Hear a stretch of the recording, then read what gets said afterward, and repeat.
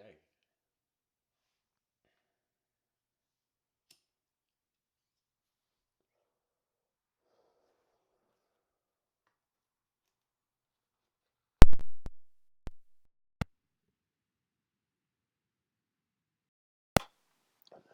Hello, everyone. Welcome to tonight's episode. I wanted to speak about a concept that I feel is necessary, and it's this. I can say the direction of this talk is more for the audience member to kind of wonder about the future of our civilization in the next 100 to 200 years at least. So, the title is Observable Pillars for an Advanced Civilization. Excuse me.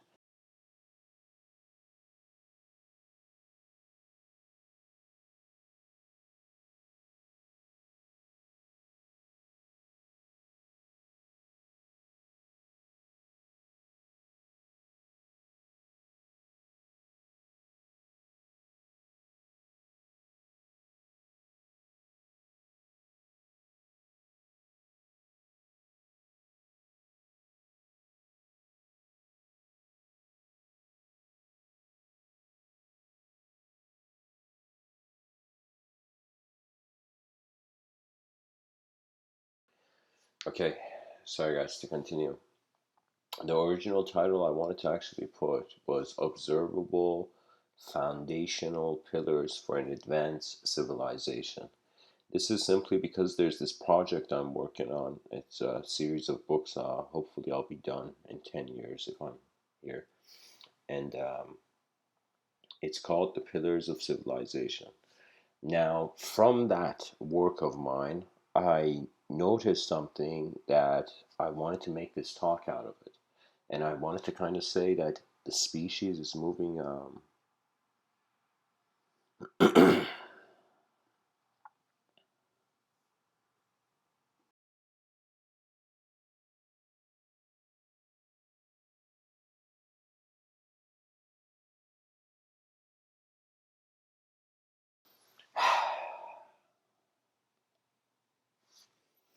I feel pretty much right now the way we're living, what comes into the attention of 8 billion human beings will suggest the design of the civilization. I say that if every human being had an ability to look at life as a designer, they will see that their emotions, significance of their value systems will kind of move away. You see, to kind of look at reality as a design is strangely kind of chaotic. It's as if everything is just pure geometry. Everything is just a form in space, a shape in space. In reality, the mind of the child actually, when the child is born, I feel that the mind is not trying to be a self first. It's conditioned into a self. The mind is actually trying to be the world. It's as if the light of the candle is all over the room, and so it's as if the psychology, the mind of the child is first being a world. So we can say as the biological system activates, the doctor slaps the kid in the air comes.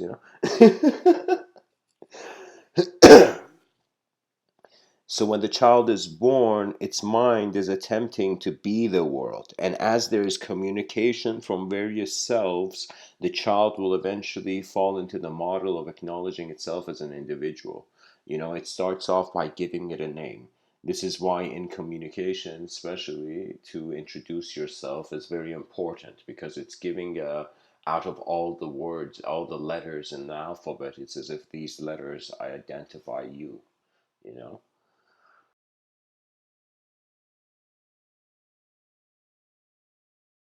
So we can say the child's mind builds a subjective duplicate of the world and then begins by shifting the attention on that subjective phenomena, extracting a sense of self.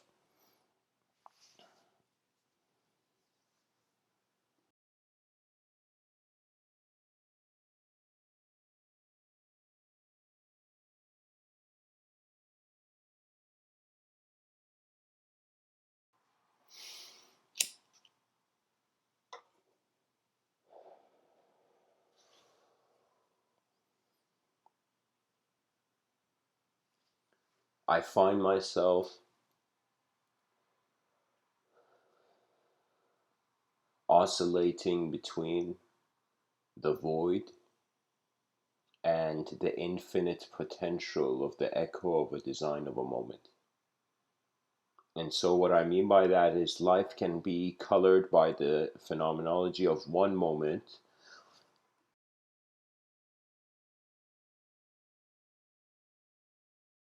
or it can be colored by the phenomenology of many moments.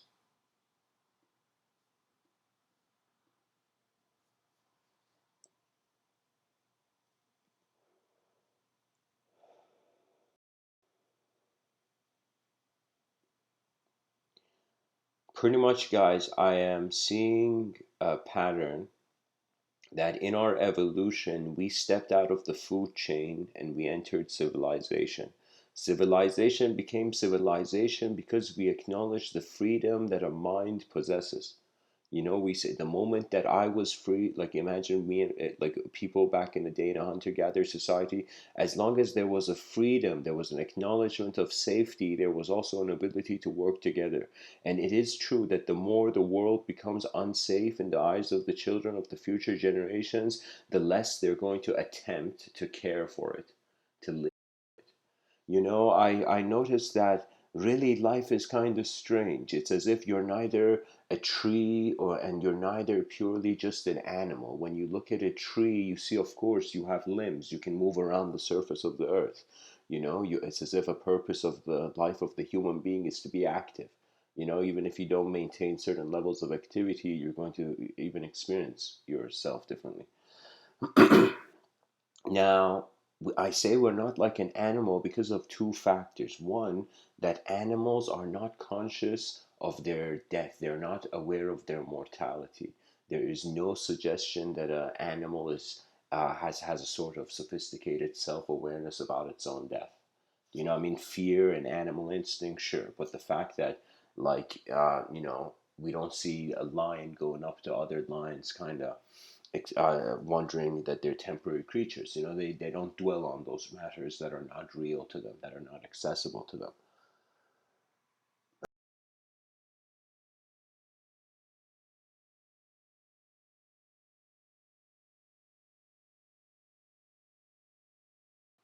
And the other, so one is awareness to mortality, and the other is the ability to communicate, use language, be conscious of a subjective realm in more sophisticated ways.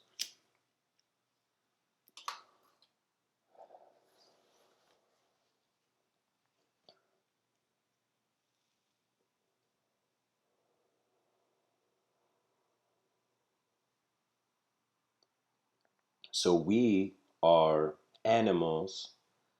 We are different. We are advanced creatures. You know, we are different in the sense that our purpose requires our physical movement, but also our purpose requires to become responsible for the landscapes that we have access to that and inferior species don't have access to. You know, you could put a Picasso painting and show it to like a cat, you know. And that cat is going to look at it, at most if it engages it, it's going to scratch the painting. Do you know? But you see, when a person looks at Picasso's painting and looks at the silliness and rebelliousness of the nature of his artwork at the time, or at the historic time that he was alive, so it's as if we suddenly access a different sort of design. So what it is, for example, a human being, let's say an insect, like a bee, and say like lion, you know, like an elephant. They can all three can look at the same phenomena, let's say like, you know, a sunset, yet the interpretation, what they do with the phenomenology of their access is limited. Our species has, in comparison to other species, way more access. It's weird. It's as if we got a head start or we were never from this place, you know.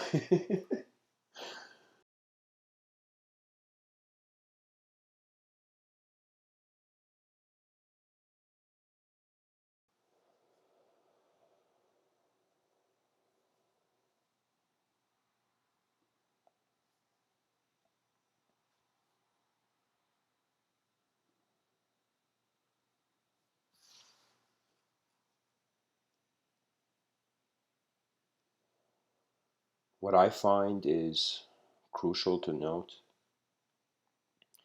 is that we, just like how Uncle Ben looked at Spider Man before he was Spider Man, he's like, with great responsibility comes great power. Now go punch people and throw web in their eyes.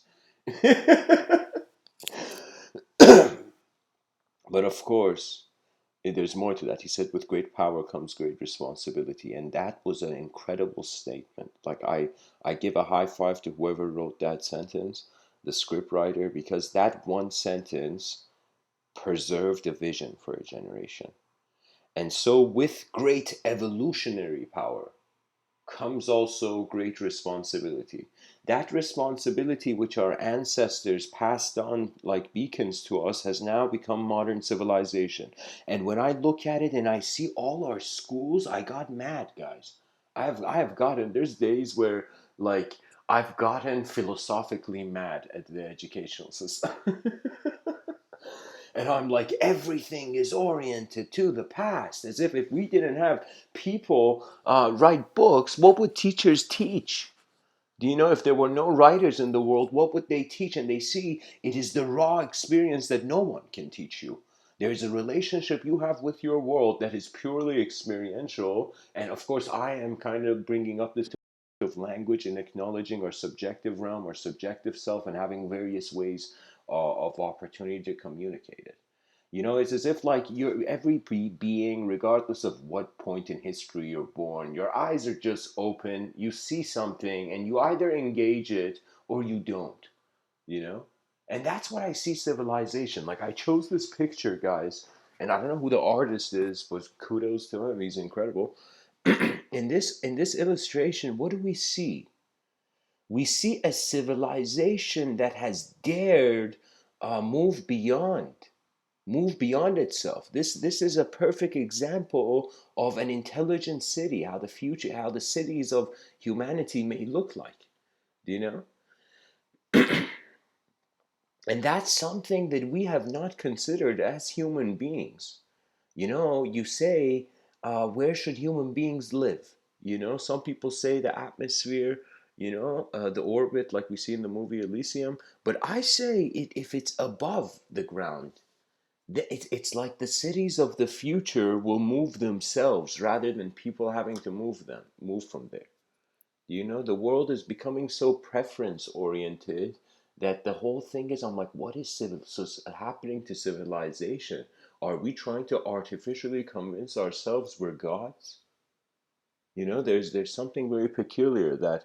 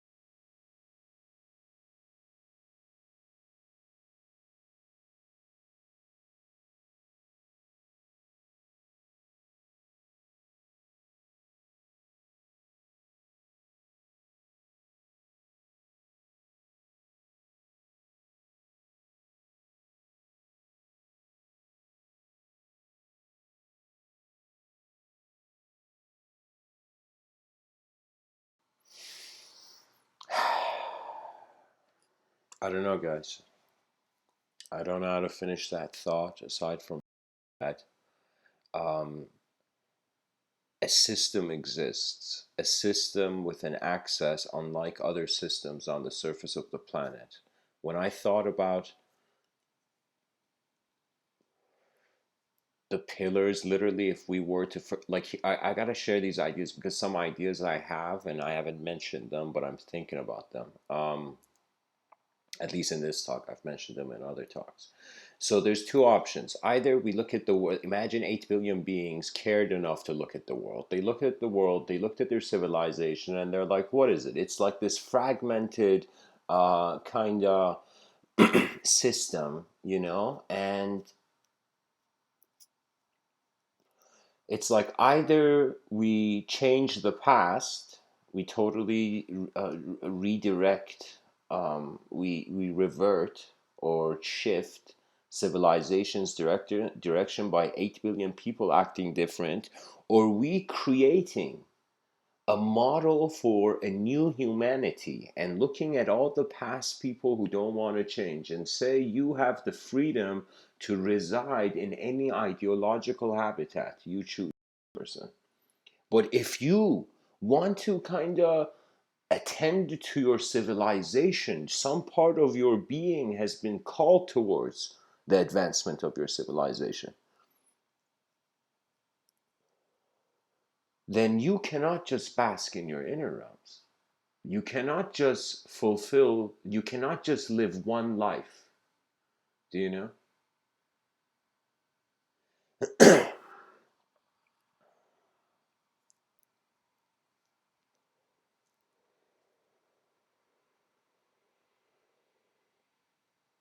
The foundation for humanity 2.0.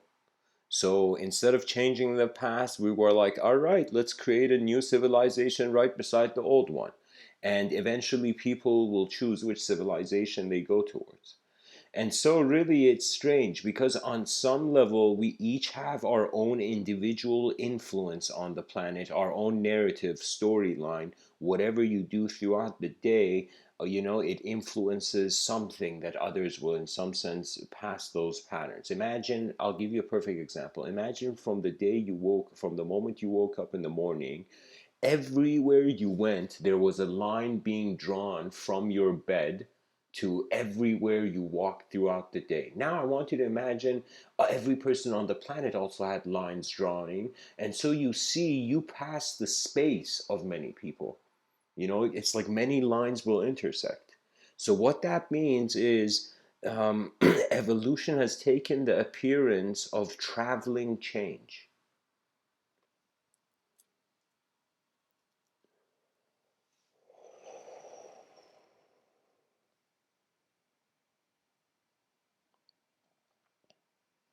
I mean, I'm like, this is definitely not a word properly, but I guess I can use it. It's like the subject language is to make is for the staticization.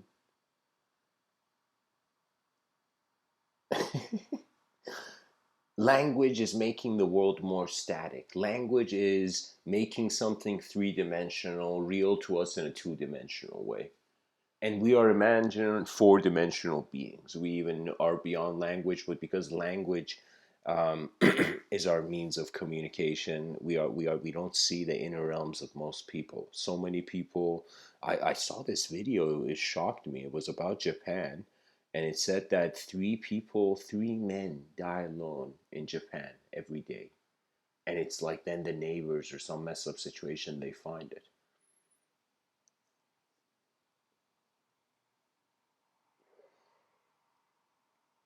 I sought after many models for civilization in the future. I thought of many ways that the technology could help us. Both inner technologies and outer technologies, inner visions and outer visions. However, I came to realize something important, and it was thanks to, you know, some close friends, in a conversation with them, that it was like afterwards I just sat down, picked up the pen, and I started to go over this problem that was echoing in the back of my mind, that what now for the modern civilization? What now? And I began to see what is really lacking is emotional stability. And I was wondering why. Why is it that a person can do everything right, but still, as time goes on, they are not emotionally content? And I realize it's because in the back of every person, I feel there is no exception. I feel even young children are aware of it, but they don't have a way to process it yet. That we are hovering in emptiness. When there's emptiness, how bold, like suddenly the person's harsh hand suddenly becomes gentle.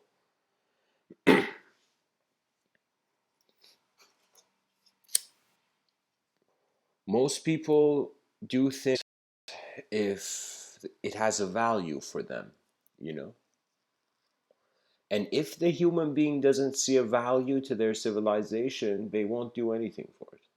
And how sad would it be that we were 8 billion people, and the reason great inefficiency came to our civilization because we didn't want to attend something that was right in front of our eyes.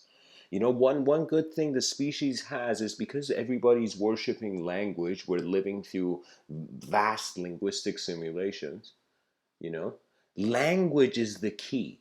Language is a clue. Language is a way where we're not all like it doesn't appear that 8 billion people are visibly like all part of a field of energy, you know, like all part of one field of intelligence. It's like we're not all, like our minds are not connected to one another in a way where I can exactly know what you're thinking when you're thinking it.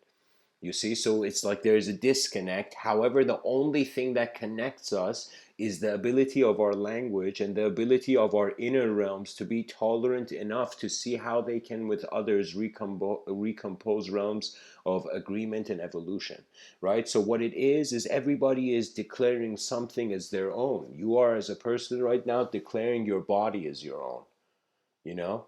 But when you speak to the cosmos some nights, the cosmos looks at you and says, hey buddy, don't forget I'm holding all of this, you know. And so it's as if the person looks at the cosmos realizing the cosmos and them are indistinguishable.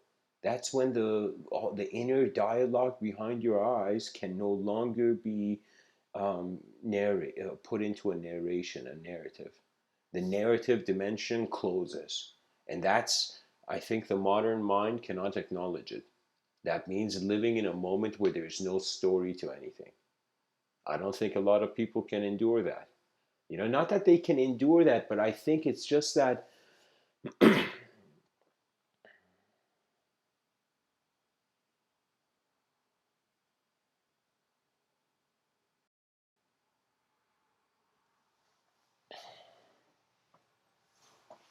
I don't know.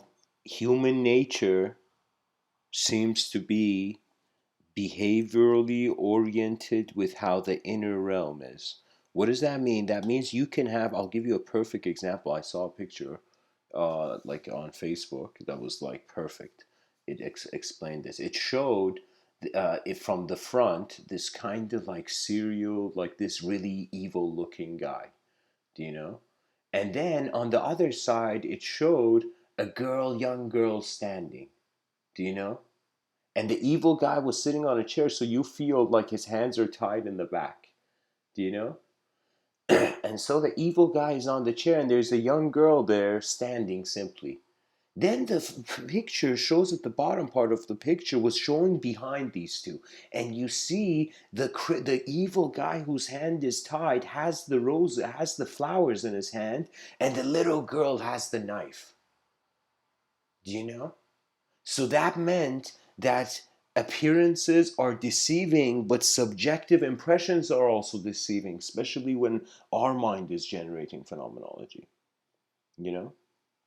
So what I'm saying by that, it's kind of like everything has a duality to it. Every person's belief system for me is an axis.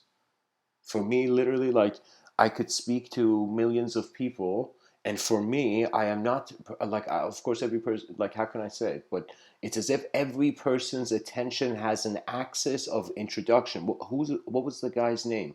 Heidegger. Heidegger, this philosopher. You know, this German philosopher, he also had this concept of like we are thrown into this life. A sort of genetical design is gained momentum to be active enough to be aware of itself, to realize that what is the point of awareness? It is the birth of the will. So I kind of sometimes see birth was an effort of energy. It was like literally the child awakened to a reality, do you know, to the realm as a form, you know.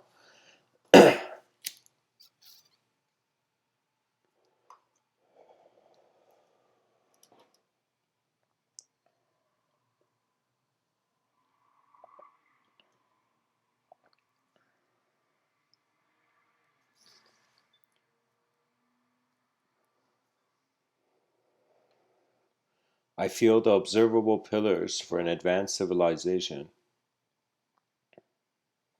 can be said to be advanced behaviors that are influenced not per se by language but by a greater percentage of experience. So, for example, imagine you're a person who's in this life had the wonderful experience of drinking a cup of tea. Okay, now imagine you go into a place where nobody's ever drank tea and they're asking you, can you talk about, can you teach about drinking tea? you know and so you're like, sure, and you go put the cup and you pour the cup, and so it's like suddenly, because you have experienced it, it can be recreated. What you have not experienced is still unfamiliar to you, and it hovers in the abode of your unconscious. The unconscious is the edge of the subjective imagery. That means even though I say man has an ability, has a strange freedom behind his eyes, that means this computer right now on the table I'm looking at, like I can visualize it hovering in the air, like a meter in the air. That visualization is not suddenly by the laws of gravity being pulled down. Do you know? So what does that mean? That means we have access to our personal canvas of the abstraction, or abstract.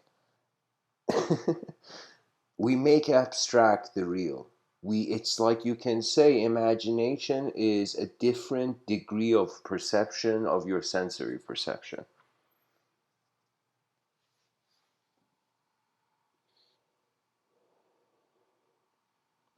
I feel it has to do with behavior, and it's kind of strange because it's a process of nature. You really can't have too much of an ultimate agenda over reality because there's too many unknown factors, but it's as if there's also rare opportunities, right? And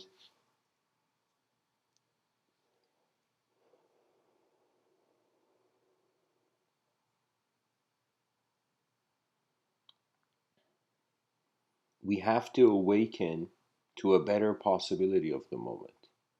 And the simplest route seems to be observing where the difficulty of your life is. I feel there is, like, as the person is living a conscious life, the subjective realm's life is called, let's say, the subconscious, you know? And so the person is trying to open a door and sees that the door can't open and looks and sees the open sign is not on. Do you know? So the person, in some sense, how can I say it? It's like a denial to the activation of a path, thus rendering the energy still to go somewhere. So imagine like a gas who wanted to go into a balloon to fulfill its purpose, and then this gas was denied of going into the balloon. So it still goes into some sort of containment of itself. That means, regardless of what kind of moment, a moment of emotional turbulence or intensification of the moment you experience, still there is something that continues. And so it's strange because if I ask what is the purpose, like imagine your heart became conscious and was like, what's my purpose in this life? And it's like the whole body is like, yo, your purpose is to keep all of us here. And the heart is like, but what's my purpose? And it has idolized itself. It has made itself into a thought, separated from the world. And it's kind of like sometimes your ego could be a flower that's connected to the soil. Sometimes your ego could be a flower that you've cut the flower. It's like you've bit into that archetype too much. Do you know? But I feel there's always, just like our biological body, for example, when there's a wound, like the white blood cells are like, yo, let's go. So similarly, there's also, I find, uh, an attraction towards equilibrium in because the being knows where it sees proper. It's like imagine every person on this planet was given a cup of tea with different temperatures. And so somebody comes and asks, like, you as one of the people, like all of humanity, who's drinking a cup of tea and has been given this cup of tea, and the person comes and says to you, how is the cup of tea? you know?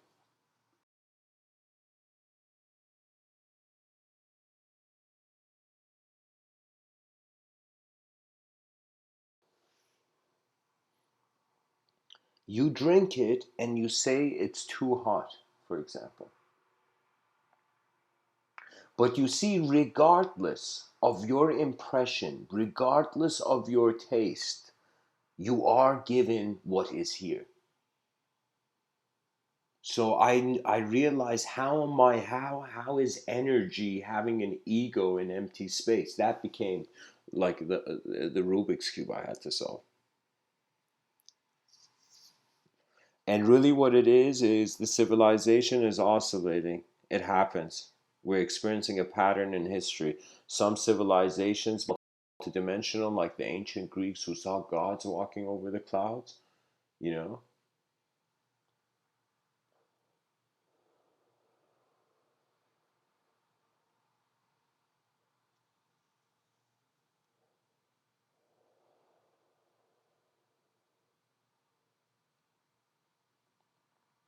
know, there's this story I've created. I call it Cloudland, and it's like this world where every person, they never see the ground, and they're on this cloud kind of field, and their feet doesn't go through the cloud is strangely like, how can I tell you, is solid. And so all these people are living, and suddenly one realizes it's like the more the person sins or does something that causes dissonance in accordance to their true self or their natural, what comes to them naturally. Eventually, the person who commits too grave of a sin falls down into the cloud. So imagine the people who do wrong, they vanish. And what this means is that civilization, even though it sees all people, it cannot help everyone because its task is to prepare for the future. So it's like somebody who has to prepare for the future, but also everybody who's now, like the time the civilization that it requires to prepare for the future is the time actually all the people that have expectations of the civilization. So I feel that governments are going to evolve into resource stations, and that just the people are going to have a higher state of acknowledging reality. I feel we're going to realize it's not about per se just the organization of a system. This is where the philosopher has to choose how much of their experiential reality wants to merge with their ideological realm. You know? That means you, pretty much in this life, have been a moment of sight, a moment of attention, where various objects and subjects have changed, and you have identified with them in various moments. So, just like how there's a weather to the objective realm, there's also a weather to your subjective realm. Trust. Sometimes stress and depression is like the person's antenna. If the mind was an antenna, has picked up something unnecessary. This is why I say that if the person is not conscious of their subjective realm, they act upon it. They act on it. So that means they think they are it. So what that means is this is an example of someone who's not conscious of their subjective realm and the linguistic simulation and the language threshold. The person is not aware they're a creature of language. This is an example. Person A is standing there. Person B comes and insults person A. And person A says, "How dare you?"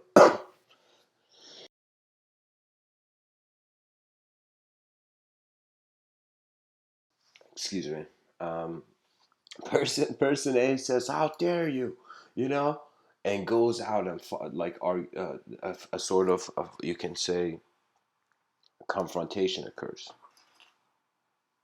I found this on the web.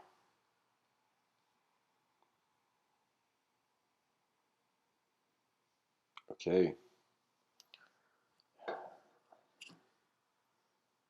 so guess my phone is listening too.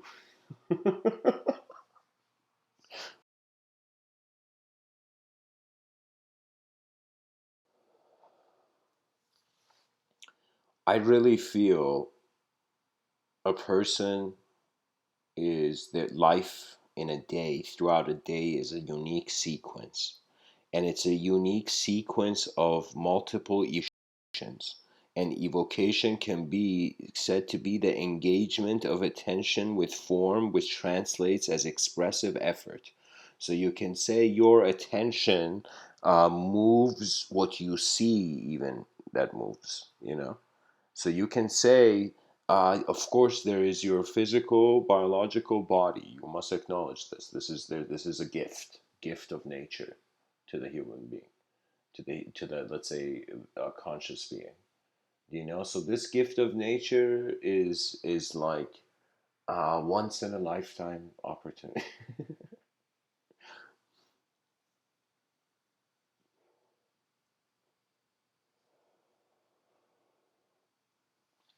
You know, there are dark nights of the soul.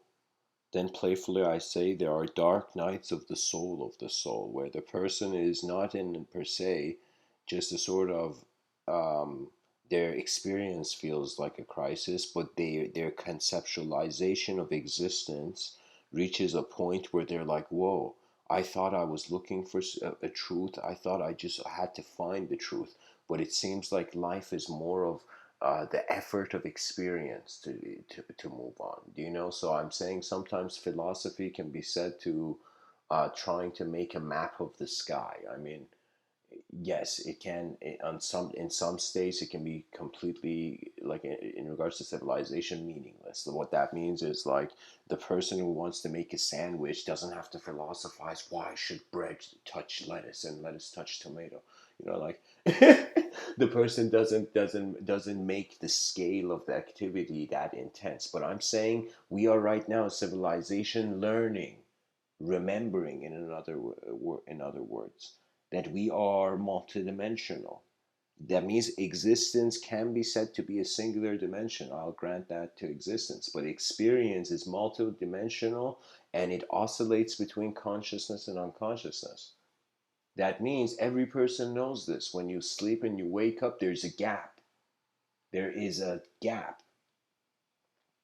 So that gap is a clue. It's a clue that as the planet has been orbiting and the light has been hitting the earth on and off, going on and off, this has caused the psychology of the person, and I even feel it has caused just our heartbeat evolved from this. I feel our bodies, our all of our psychologies, like think about it, good and bad, you know, like darkness and light. Don't, it's like there's a clue there, guys. All of human psychology is it going to go out or is it not?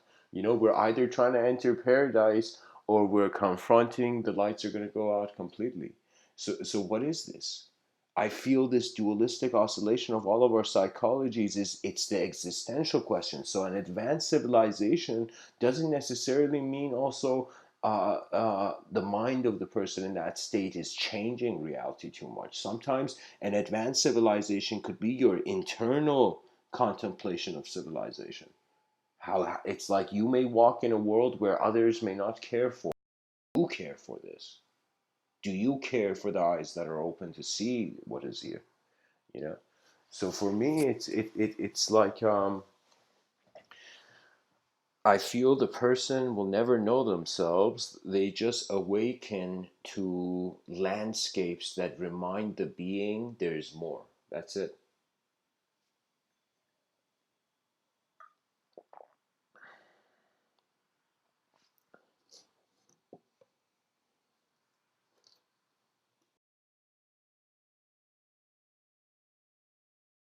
By the way, guys, um, because of the nature of these live streams, feel free to um, comment, and my attention will also go to the chat section if need.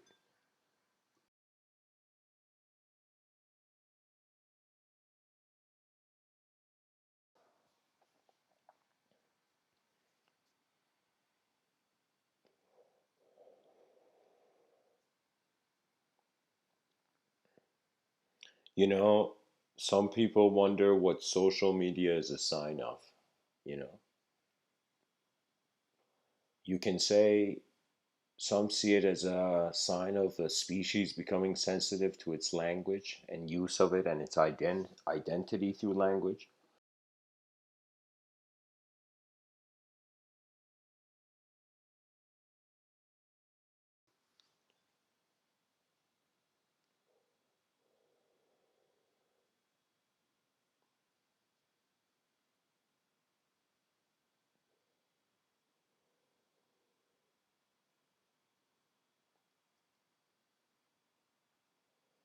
I feel ultimately it has to do with first a network establishing. In the Tower of Babylon, it was all human beings speaking the same language. Now, that language is not going to be based on duality. So I don't know if that we're all going to speak another language or we all come to a more deeper finding of the true nature of things. Like I don't know exactly what the path to that is. All I know is change is coming, as it always has.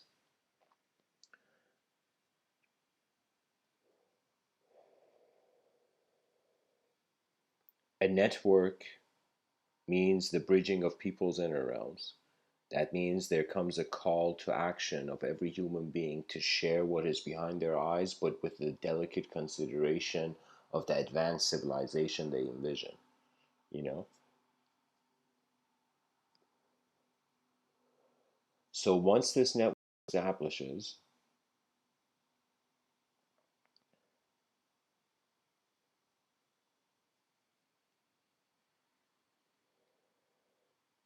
it will create a new internal environment for the human experience, therefore requiring new cultural archetypes. I feel that will be kind of like a cyberspace culture, maybe. That's the birth of the cyberspace culture, perhaps. I could totally see what philosophers in a cyberspace culture will ask. They will wonder if life is a simulation or not, or what to do with life being a simulation.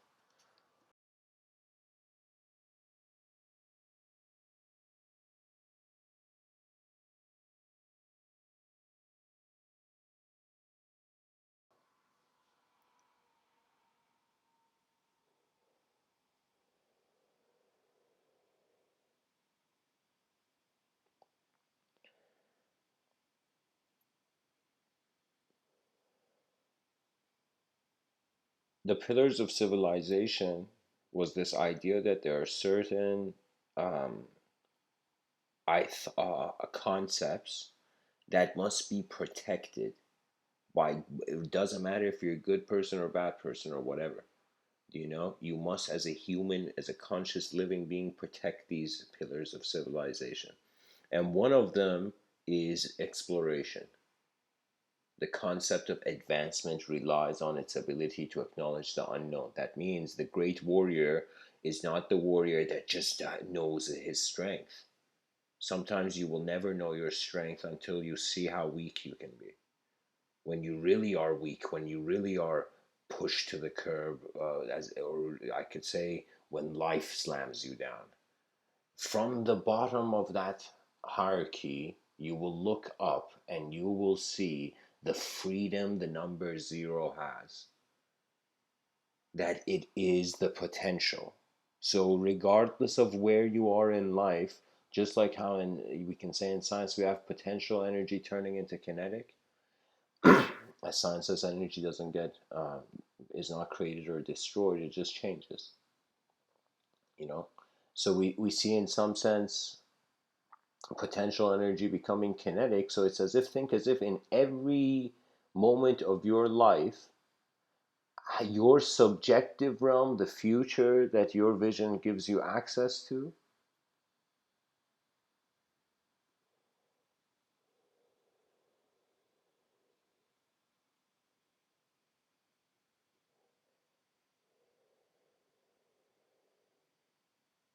it is also that.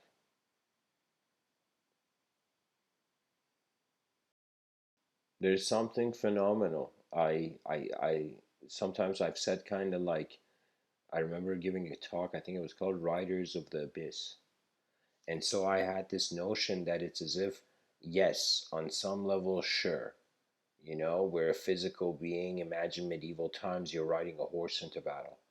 Okay, now it's like suddenly realizing it's on a more deeper level, in the sense that your mind is writing the whole physicality of the moment. Your mind has a sort of simultaneous expression as your body. And let me tell you how advanced the mind is. You can have a dream where in the dream you move. So this, and like I had a dream, I moved in the dream consciously. I wanted to go left, I went left. I wanted to go right, I went right. But I woke up in a shock, and I'm like, my body was asleep, but my mind was simulating free will and movement in a world. And that shocked me. And I also realized something also shocking, that the simultaneity of inactivity with existence, the mind, even though the body was not physically moving, the mind was. As if our minds move regardless of our body. So again, Rene Descartes' mind-body dualism. Yo, is the mind in its own dimension, or or is the mind just here? And I feel we, because our civilization has been obsessed about knowledge, have been conditioned in a way to deny the unknown. We make the unknown equal to the void, and that's wrong. What I mean by that is like subconsciously the person doesn't wonder about what they don't know, so they don't get access. I think every belief system you as a person have, you can look at its geometry, its design, its architecture, and literally reverse it. Do you know? So it's like you can go on from thinking you're an individual, objective, uh, conscious uh, creature, to going into becoming a collective, unconscious, um, a collective, unconscious, subjective, like not objective, into an also a non-creature, like a field of being. You can see the complete reverse of it. So it's like the person who sees the light can also acknowledge its shadow. I think that's what's rare about a chameleon. I think human beings don't have that privilege just based on our design. I mean, we have it with our phones, but I'm saying, like, just by nature's design, the chameleon, if you look at its face, each eye, it's like it has two eyes, but on two sides of a coin. Do you know what I mean? So its eyes are strange. They're like a cylinder, like a cylindrical structure. Our eyes are like two eyes that look out. It's strangely, the chameleon seems to have like a cylindrical kind of sight lens.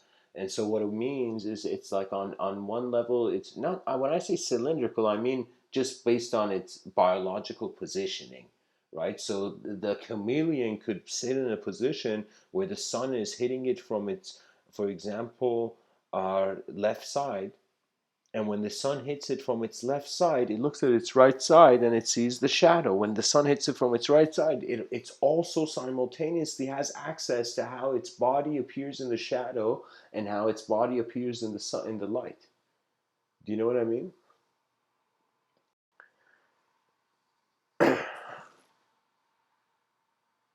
So I'm just suggesting the simultaneity of various systems of intelligence. The biological system and its inactivity doesn't mean the mind is inactive, you know?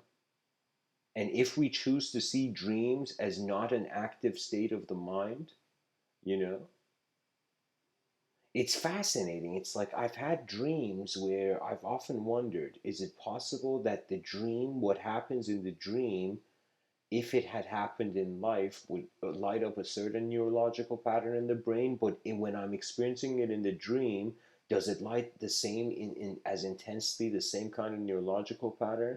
And I think it's the kind of a sort of law of knower and the known.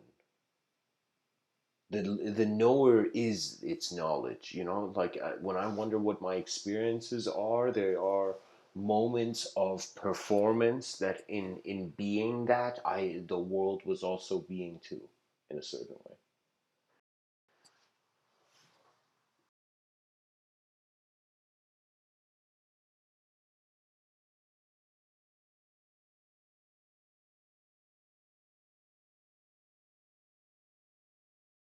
I thought of it as a sort of symbiosis. When I'm thinking about civilization in the future, I see it as a sort of symbiosis of an individual life with a collective life. That collective life has not been tapped into, has not been discovered. And I think the most common sense thing is we are ultimately just creatures on a rock, like when we look at it, right? So when you are left in a room, what do people do in the room? Logically, over time, they communicate. And so we are reaching a point where there is, of course, objective kind of a sort of globalization, like you can say people from different cultures or like there's a lot of traveling going on, but at the same time the mind of the person, I feel it is also like vehicles. It's like when you see a bunch of people in a room listening to, let's say, a lecture in an auditorium, what you're actually seeing is kind of their subjective, like 8 billion films are being played behind their eyes. So that film is kind of like a journey, a movement, a sort of tunneling, right, through experiences.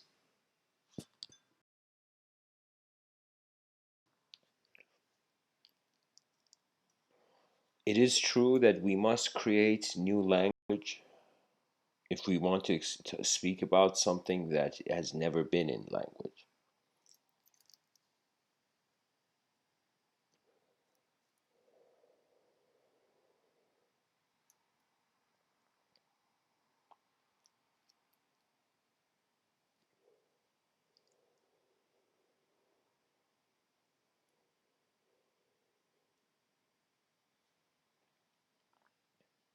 I feel all the branches of knowledge go to the same trunk that is direct experience.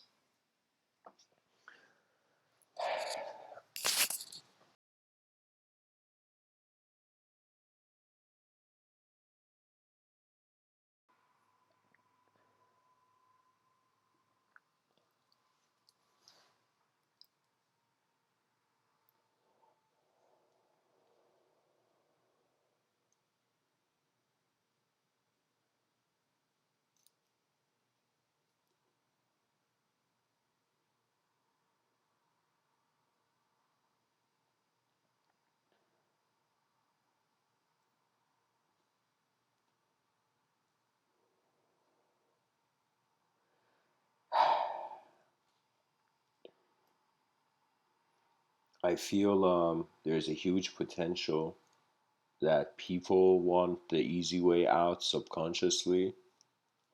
So they choose to make their whole life strategy into kind of residing in a sort of cave of their own ideological control. When I say cave of their own ideological control, I mean it's like when you look at selfishness, and this is prevalent. It's and what it is, it's also it's all like ultimately attention to the resourcefulness of the content in one's moment of experience. So it's like before we can even get to being an advanced civilization, we have to be able to handle the simple levels of experience. So it's like it's true, of course. I mean, based on what kind of being you are, you could choose to see life in an advanced spectrum, or you can choose to see it simple.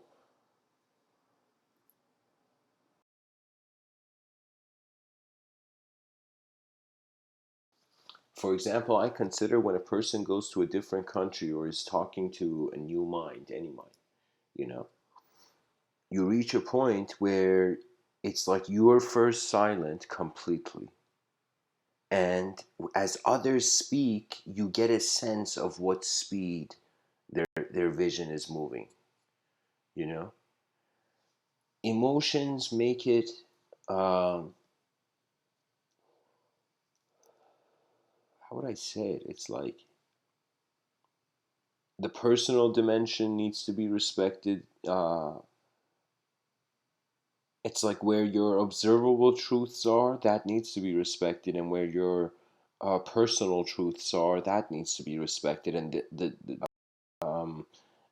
it's important for their separation. Not everything in this world needs to constantly be rendered into joyous oneness. Sometimes life has a beauty to it when you are honest to the moment. And what that means is sometimes you got to be comfortable with how far you see. That's really the greatest sort of wisdom. I'll give you an example. I remember in my childhood disliking reading, but not disliking learning. You know, I would read the thing and I would get bored and I would either fall asleep or I would go into some repeat pattern or something. You know, and it was only years later that I realized, oh my God, I'm reading too slow. I started reading incredibly fast, as if I thought to myself, what if I just had 20 minutes with this book in my hand? How would I read it really quickly? So I just started reading it, really quickly, and as I just constantly read it and I was just reading it, I came to a point where it was literally animating into a film. Like I remembered the content of the whole page because it was being I was it was the words were had an image behind them, and when you read them fast, those images kind of mesh. But when I was reading slow, it was like I was reading one word and then okay, let's imagine what this is. And then I would read another word. Okay, now let's imagine what that is. But it was too slow. And I realized, oh my God, I was conditioned by my own past experiences to not attempt at faster accelerations in certain levels of my own, living.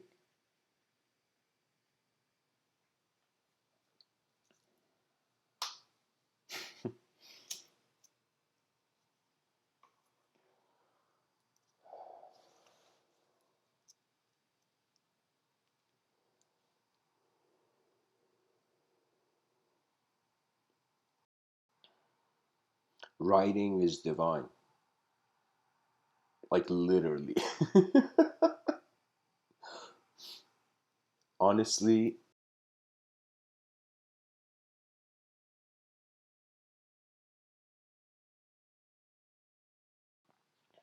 it's about how much you feel how you're containing the world is changing and is prone to change.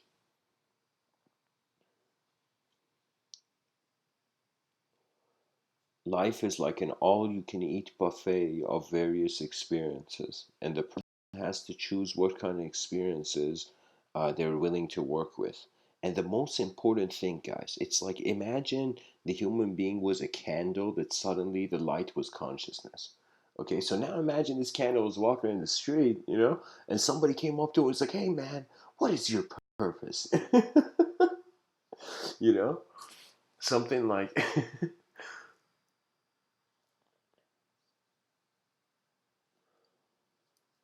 the candle would say, the value of my life is in how I'm burning every moment. And I feel the architecture behind people's eyes is burning to externalize, but oftentimes it doesn't know how it can be because the reception is made difficult. That means it's like the world has an incredibly large amount of great artists, but these artists don't have still ways where it's as if the troublesomeness of communicating the inner realm to the outer realm. And that only takes time and effort, or technology will help us just build things quicker. Imagine building things as to such a quick speed that it just simultaneously happens. I wondered, what if how would I say, guys? I also have a hobby of kind of, like this kind of strange passion to wonder about how rooms, like literally a room, will evolve in the future. And I wondered about how houses will evolve, literally the technology in them. And I realized the house will become alive.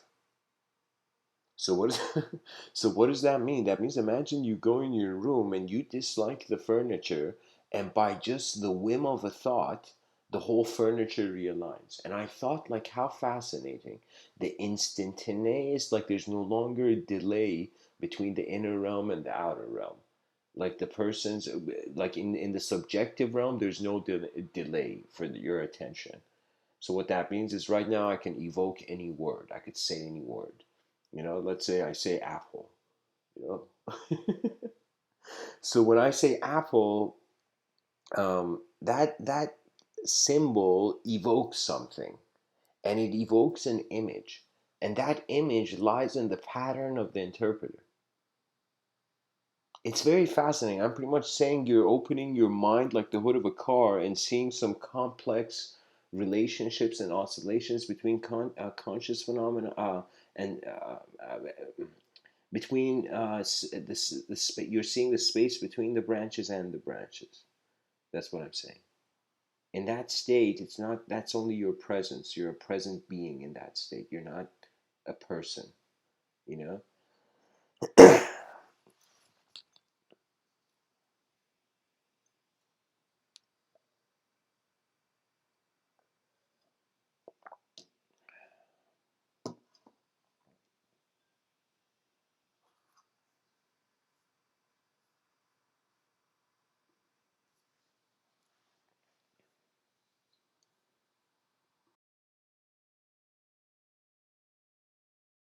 Imagine, let's call it this, you know.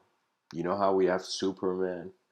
Imagine we have a character, a hero. Let's create it, entertain this. We call it Freedom Man. This is a being, imagine, who wherever he goes, there freedom comes. Now imagine Freedom Man.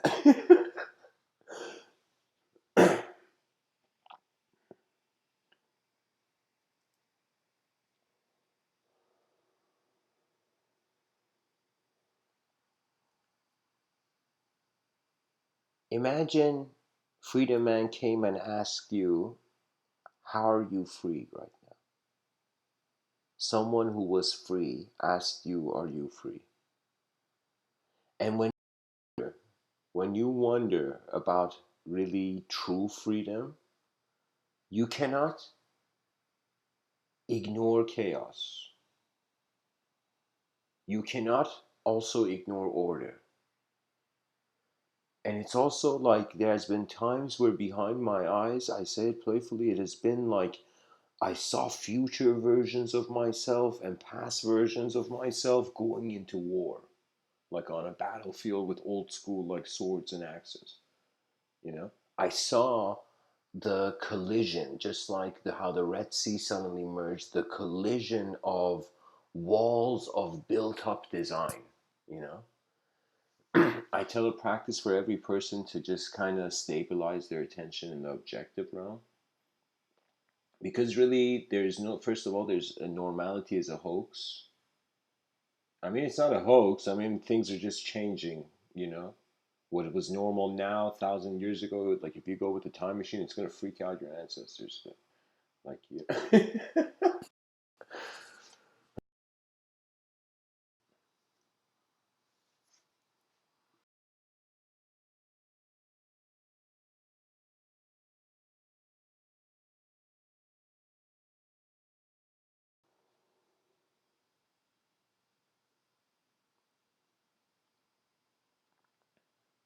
It's like having an ability to see the peasant and the king simultaneously, to seeing the worst, let's say, weakest self your mind can animate of yourself, and seeing the greatest and the best sense of self. And it's as if your chaotic and ordered self are standing right in the room with you.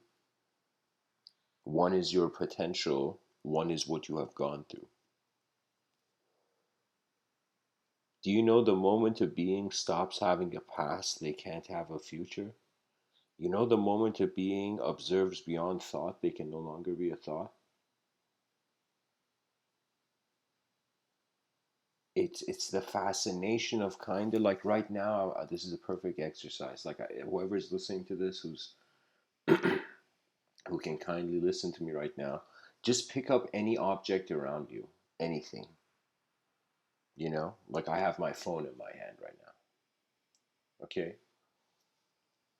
Now I want to just playfully tell you, imagine, now close your eyes. Just close your eyes for a second with this object in your hand. It could be a pen, whatever's around you. Just hold some object. Close your eyes.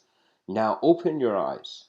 When you open your eyes and you see the hand has already held the object, imagine it's as if, unless you know this object is separate from you, you know that it's like that's how you know the separation of your, how your hand is your hand, and how that's an object.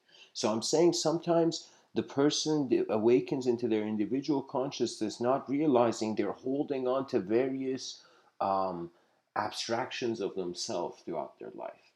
Because I feel no experience happens alone. It's not like people go through 100% purely rational experiences. The imagination is there too. It's a room we're living in too, you know? Now, I'm saying the human being has to have a responsibility in wondering about what intelligence is, and you should even do it at a stage where you feel, okay, imagine nobody knows. Imagine like you traveled back in time and lost your time machine, and now from there you're wondering about where you will go. It's as if like there will come a moment where you'll see the world cannot help you with what is a content of your inner vision. Like there are ways your mind is being right now as a being that, regardless of your choice, it's unique. So it's like suddenly the person who thought the life was boring is realizing it's like, no, the attention has been looped.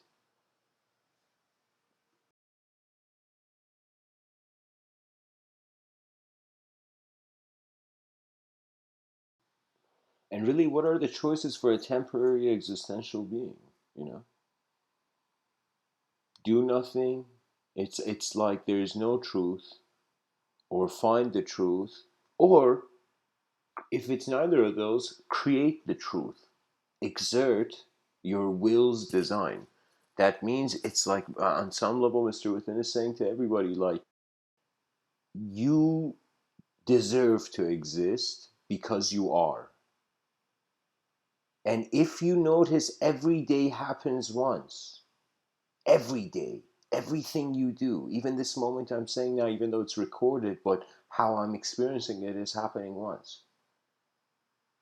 And so when you notice this ultimate change that is everywhere, it makes you simply become sensitive to phenomenology. So it's like before you were just trying to get something done. Now the way you move is important to you. The way every moment flows or functions.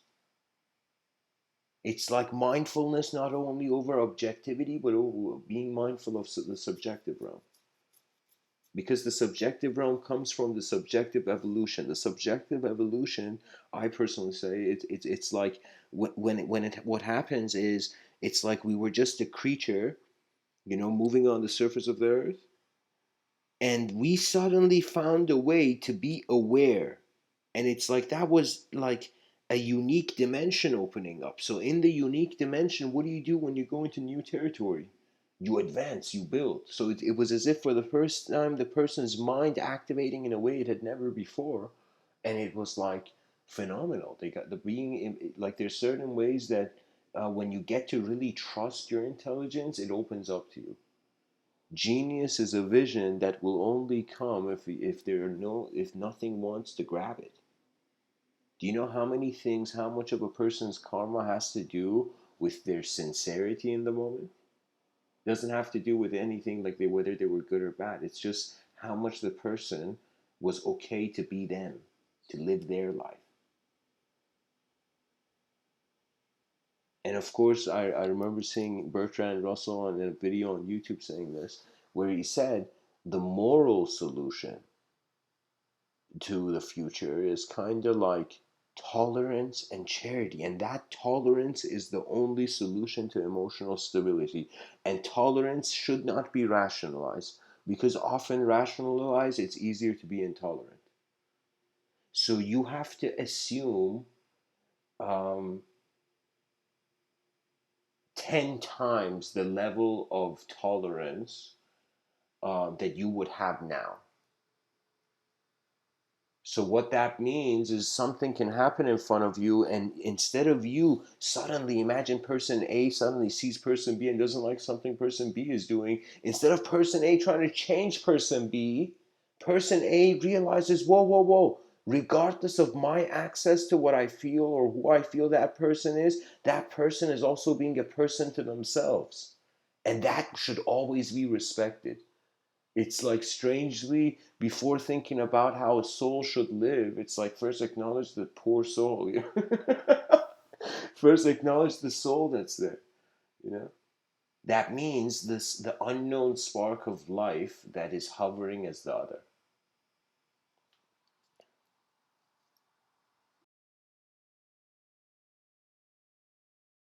I simply consider mystics to be advanced architects, designers. The design of life fascinated the being to a point where they had to wonder what's behind it, only to discover that the separation between the surface and the depth, the essence. This is why sometimes when people say that was so deep, I'm like, excuse me? Or have we forgotten what the bar was? The bar was high before. We have brought it down. I couldn't believe it, guys. I was at this house party, and what happened was as if like suddenly I left because it was like I left, of course, like hours after the incident. But it was a situation where people were bragging about their depression, and I was like, what has the world become, where our failures are being boosted, like tried to be made better, like, idolized. It's as if we ran out of the successful idolization, so now we're idolizing failure. It's okay. What I mean is, like, the Zen mind would say, start the mountain by climbing at the top. That means when you wake up, if it was really an empty piece of paper and every moment is being authored by an attention into a navigation of the attention to an experience of the plane.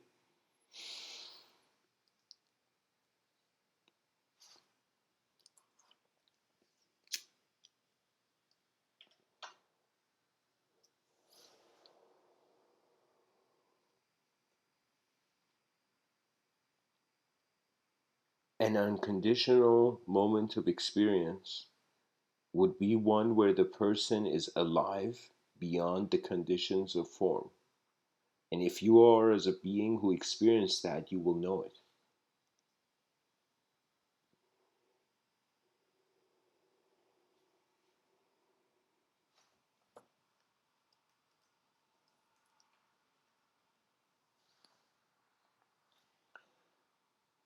Recently, guys, I've been inspired kind of towards Buckminster Fuller's writings.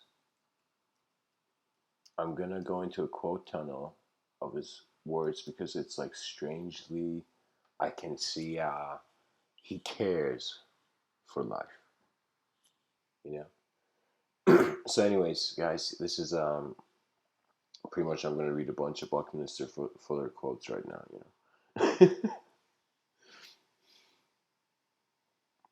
We enter the quote tunnel. Pollution is nothing but the resources we're not harvesting. We allow them to disperse because we've been ignorant of their value.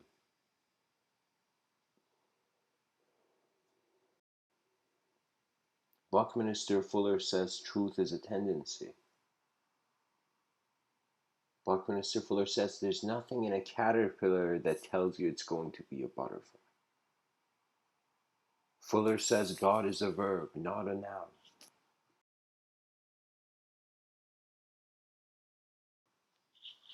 Everyone is born a genius, but the process of living degeniuses them. That's true.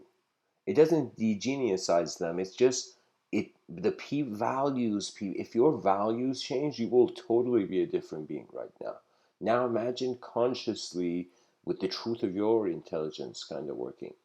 So it's totally different when the person is no longer resisting their own mind. When you still have hatred towards the world, you have kind of like, you want to still push the world, like that's still not realizing that the world is being your mind simultaneously. So any hatred you show to the world, you're actually simultaneously showing it to your own mind.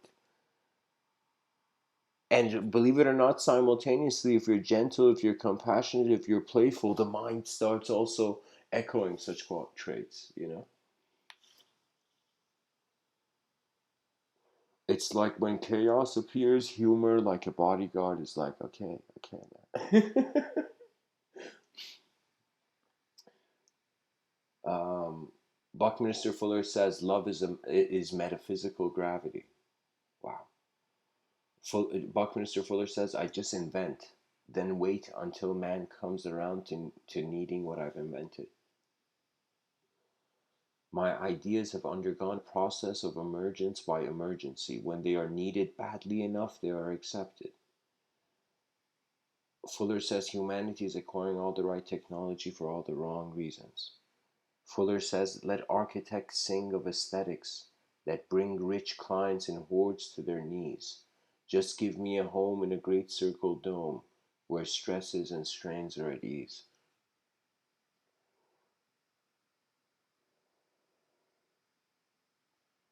Wow.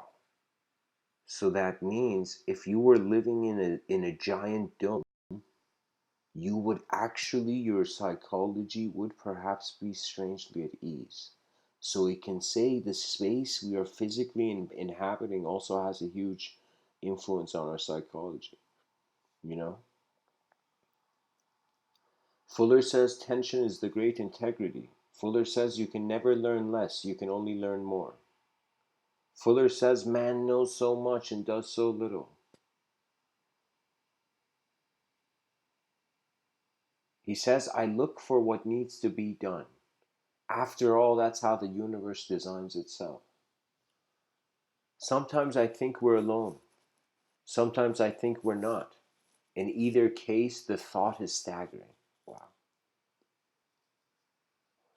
Because guys, it's really fascinating being in a world with 8 billion minds.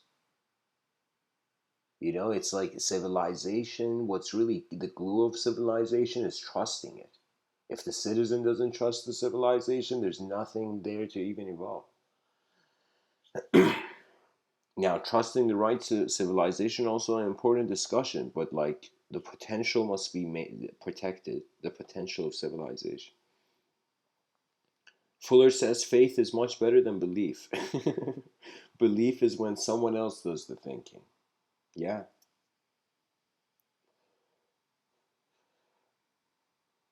but it could also be. I mean, a belief. I think he's talking about the more linguistic value of the idea.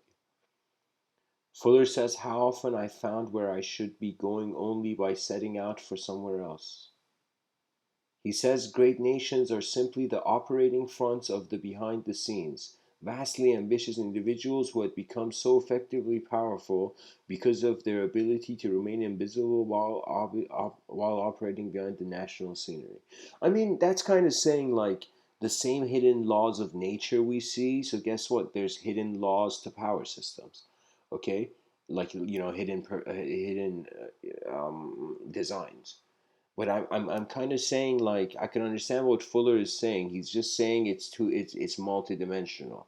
So really, the system is very hard to even have a proper shape to the citizen. You know, but that's the task of reality. It's like we evolved from like we came from like savage behavior into this civility as a species. Fuller says the most important thing about Spaceship Earth, an instruction book didn't come with it. Fuller says don't fight forces, use them. He says dictators never invent their own opportunities.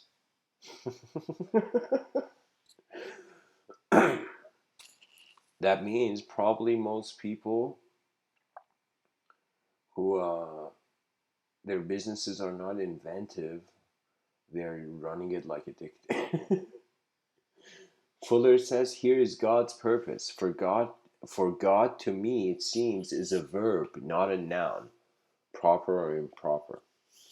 Yeah, it's too dynamic to be a static thought, too changing. Fuller says what usually happens in the educational process is that the faculties are dulled, overloaded, stuffed, and paralyzed, so that by the time most people are mature, they have lost their innate capabilities.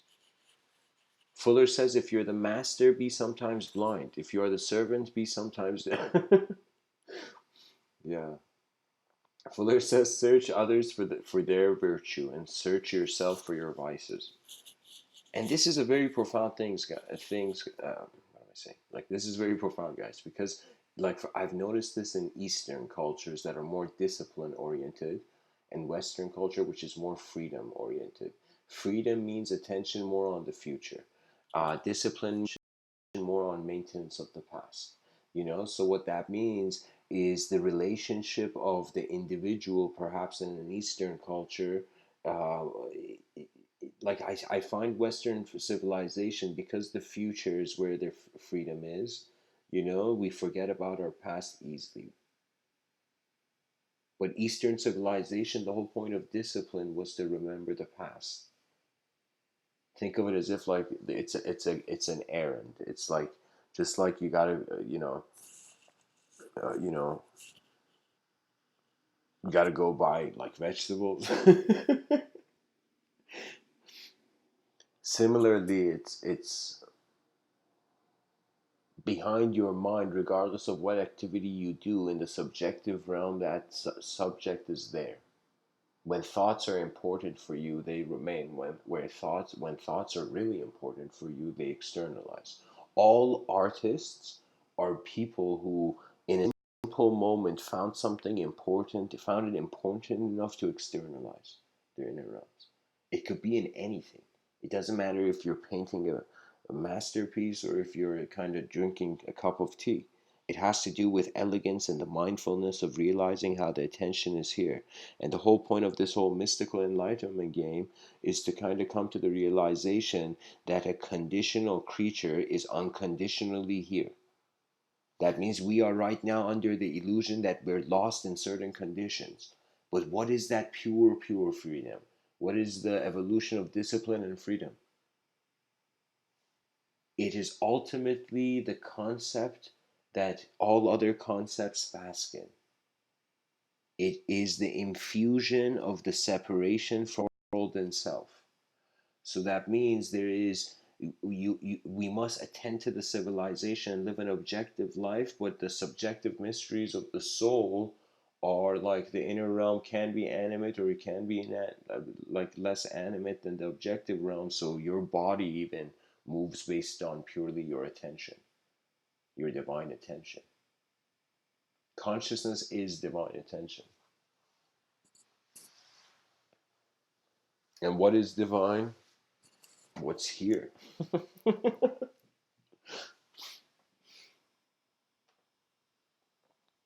So, anyways, guys, I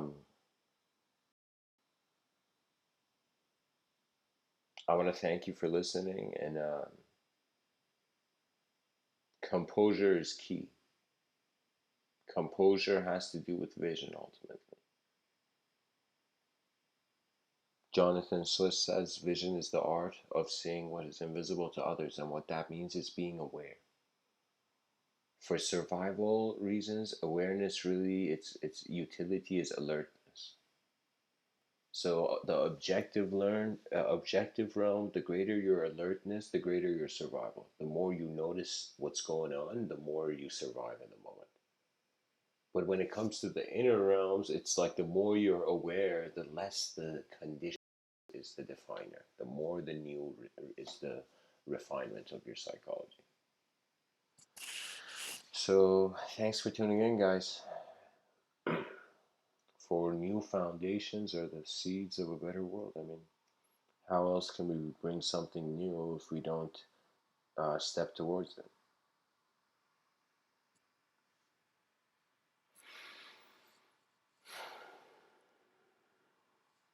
Rise, mankind, rise.